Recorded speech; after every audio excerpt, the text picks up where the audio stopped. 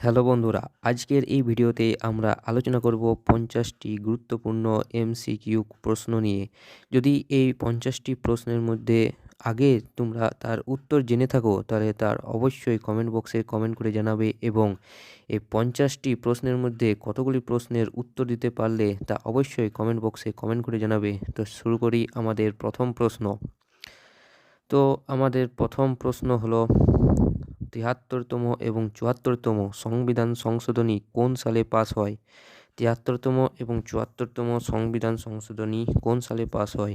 তো এখানে সঠিক উত্তর হলো ১৯৯২ সালে ৭৩তম এবং ৭৪তম সংবিধান সংশোধনী পাস হয়। এই ৭৩তম সংবিধান সংশোধনী দ্বারা পঞ্চায়েত রাজ ব্যবস্থাকে সাংবিধানিক মর্যাদা দেওয়া হয় এবং এই ৭৪তম সংবিধান সংশোধনীর দ্বারা পৌর ব্যবস্থাকে সংবিধানের মর্যাদা দেওয়া হয়। পরবর্তী প্রশ্ন, ভারতের প্রথম জাতীয় উদ্যান কোনটি? ভারতের প্রথম জাতীয় উদ্যান কোনটি? তো এখানে সঠিক উত্তর হলো option C, Jim Corbett National Park হলো ভারতের প্রথম জাতীয় উদ্যান। এই জাতীয় উদ্যানটি ১৯৩৬ সালে গঠন করা হয়েছিল, যা উত্তরাখণ্ডে বা উত্তরাখণ্ডে অবস্থিত। পরবর্তী প্রশ্ন, ভারতের জাতীয় পশু কোনটি? ভারতের জাতীয় পশু কোনটি? তো এখানে সঠিক উত্তর হলো অপশন বি, বাঘ। বাঘ, এখানে রয়্যাল বেঙ্গল টাইগারকে কথা বলা হয়েছে, তাই ভারতের জাতীয় পশু হলো বাঘ। পরবর্তী প্রশ্ন দেখো, প্রথম পঞ্চবার্ষিকী পরিকল্পনার সময় কোনটি? প্রথম পঞ্চবার্ষিকী পরিকল্পনার সময় কোনটি? তো এখানে সঠিক উত্তর হলো ১৯৫১ থেকে ১৯৫৬ হলো প্রথম পঞ্চবার্ষিকী পরিকল্পনার সময়কাল।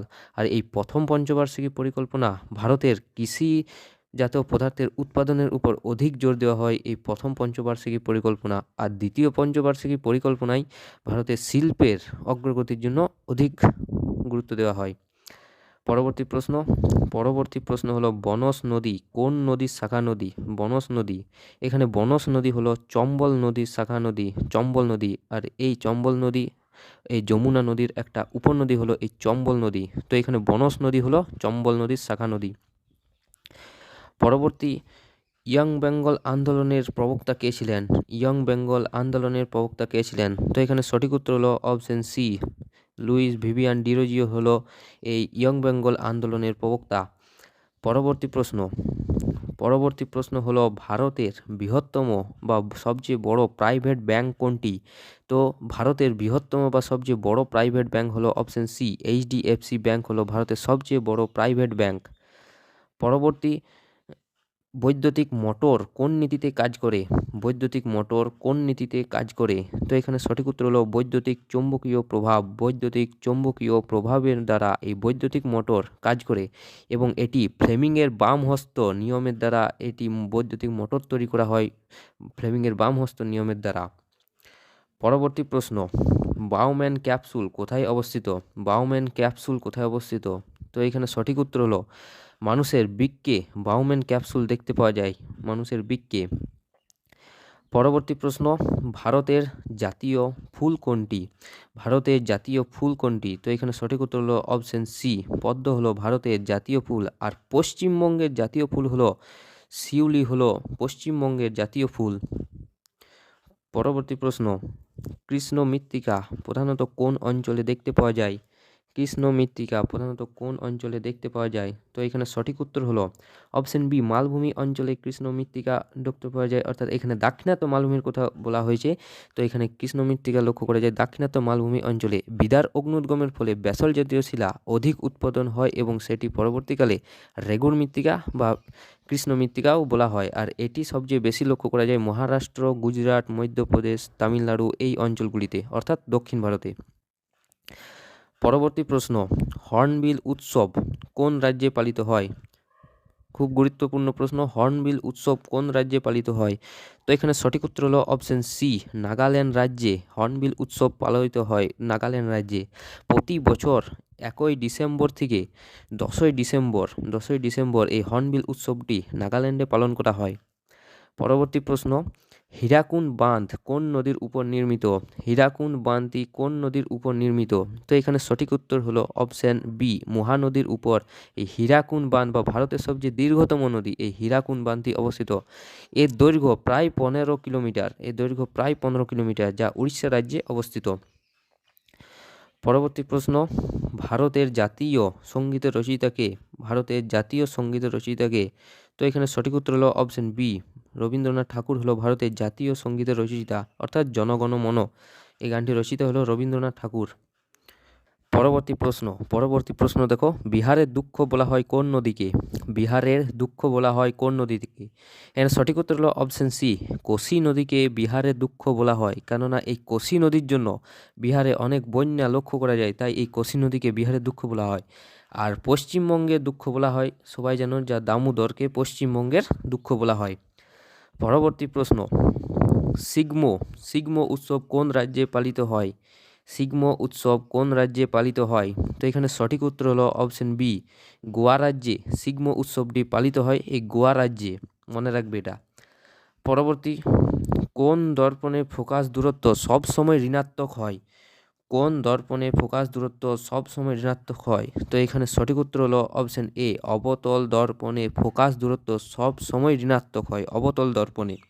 অবতল দর্পণ দেখতে কিছুটা এই রকম, এটা হলো অবতল দর্পণ। পরবর্তী প্রশ্ন, ভারতের জাতীয় ফল কোনটি? ভারতের জাতীয় ফল কোনটি? তো এখানে বলার দরকার নেই, ভারতের জাতীয় ফল হলো অপশন বি, আম। আম হলো ভারতের জাতীয় ফল। পরবর্তী প্রশ্ন, বোরাক্স কি? বোরাক্স হলো এই সোডিয়াম টেট্রাবোরেট হলো এই বোরাক্স, সোডিয়াম টেট্রাবোরেট। পরবর্তী প্রশ্ন, জৈন ধর্মের বাস্তবিক রূপ কে দিয়েছেন, বা জৈন ধর্মের সবচেয়ে বেশি প্রচার কে করেছিলেন? তার মানে জৈন ধর্মের বাস্তবিক রূপ দিয়েছেন মুহাবির, অপশন সি, মুহাবির।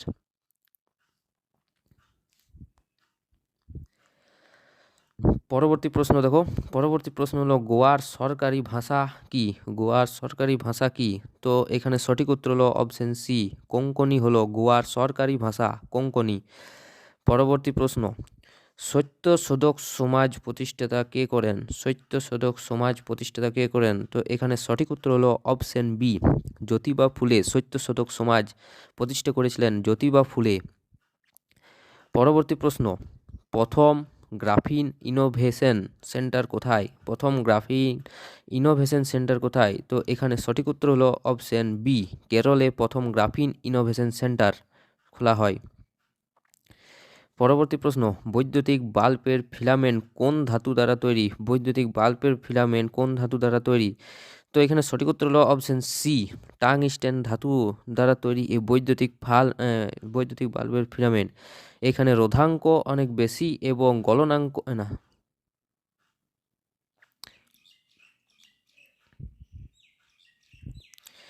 এই ধাতুর রোধাঙ্ক এবং গলনাঙ্ক খুবই বেশি, তাই এই টাংস্টেনকে বৈদ্যুতিক ফিলামেন্টে ব্যবহার করা হয়।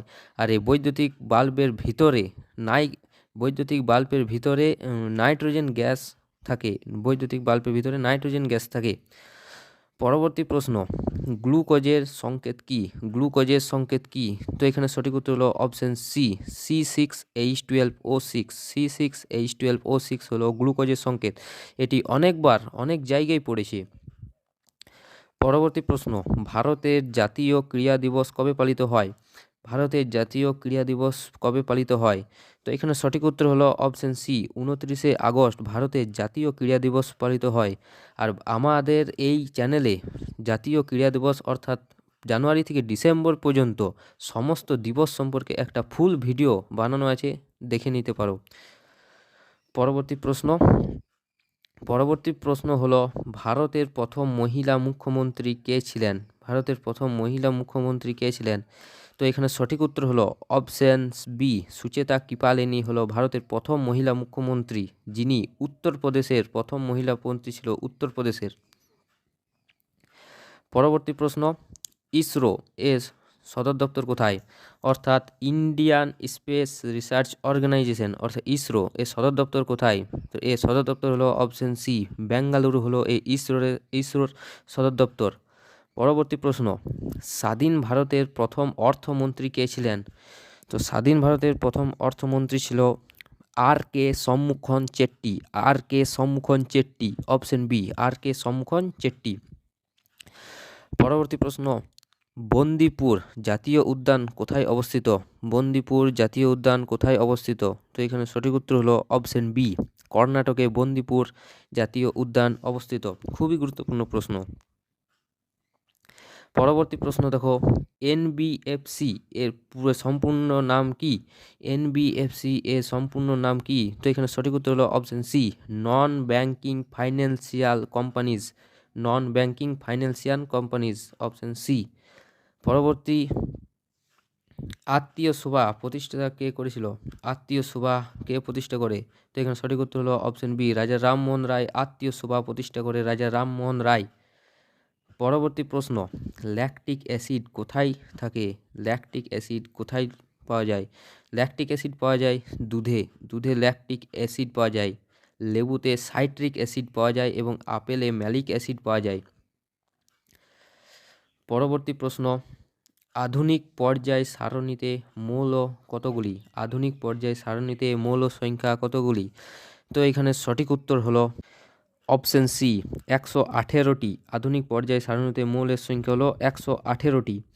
পরবর্তী প্রশ্ন হলো, পঞ্চায়েতি রাজ প্রথম চালু হয় কোন রাজ্যে? পঞ্চায়েতি রাজ প্রথম চালু হয় কোন রাজ্যে? অর্থাৎ 1992 সালে যে পঞ্চায়েতি রাজ ব্যবস্থা চালু হয়েছিল তা মূলত অপশন বি, রাজস্থান রাজ্যে প্রথম চালু হয়। পরবর্তী প্রশ্ন, প্রিয়াঙ্কা নুট্টাকি কোন খেলার সঙ্গে যুক্ত? প্রিয়াঙ্কা নুট্টাকি কোন খেলার সঙ্গে যুক্ত? তো এখানে সঠিক উত্তর হলো অপশন বি, দাবা খেলার সঙ্গে যুক্ত প্রিয়াঙ্কা নুট্টাকি। পরবর্তী প্রশ্ন দেখো, লোসার উৎসব কোথায় পালিত হয়? লোসার উৎসব কোথায় পালিত হয়? তো এখানে সঠিক উত্তর হলো অপশন সি, অরুণাচল প্রদেশে এই লোসার উৎসবটি পালিত হয়, অরুণাচল প্রদেশে। পরবর্তী প্রশ্ন দেখো, সাজো উৎসব কোন রাজ্যের? সাজো উৎসব কোন রাজ্যের? তো এখানে সঠিক উত্তর হলো অপশন বি, হিমাচল প্রদেশের সাজো উৎসব, হিমাচল প্রদেশের সাজো উৎসব। পরবর্তী প্রশ্ন, সর্দার সরোবর বাঁধ কোন নদীর উপর? খুবই গুরুত্বপূর্ণ প্রশ্ন, সর্দার সরোবর বাঁধ কোন নদীর উপর? তো এখানে সঠিক উত্তর হলো নর্মদা নদীর উপর এই সর্দার সরোবর বাঁধটি লক্ষ্য করা যায়। সর্দার সরোবর বাঁধটি নর্মদা নদীর উপর লক্ষ্য করা যায়।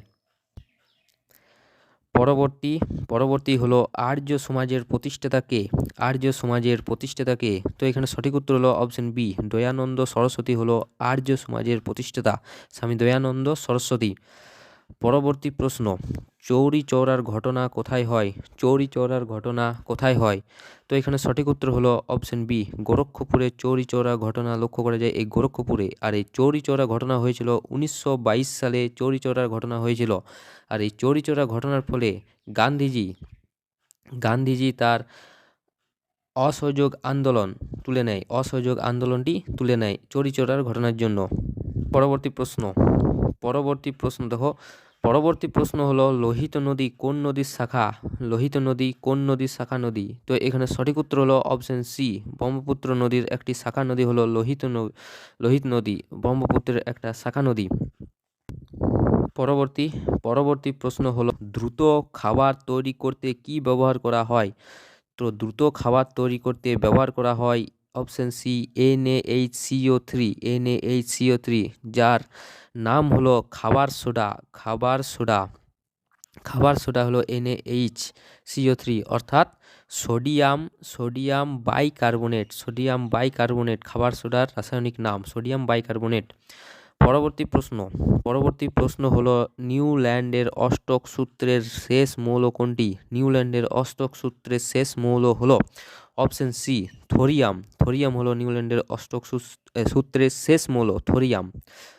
পরবর্তী প্রশ্ন, ভারতের জাতীয় পাখি কোনটি?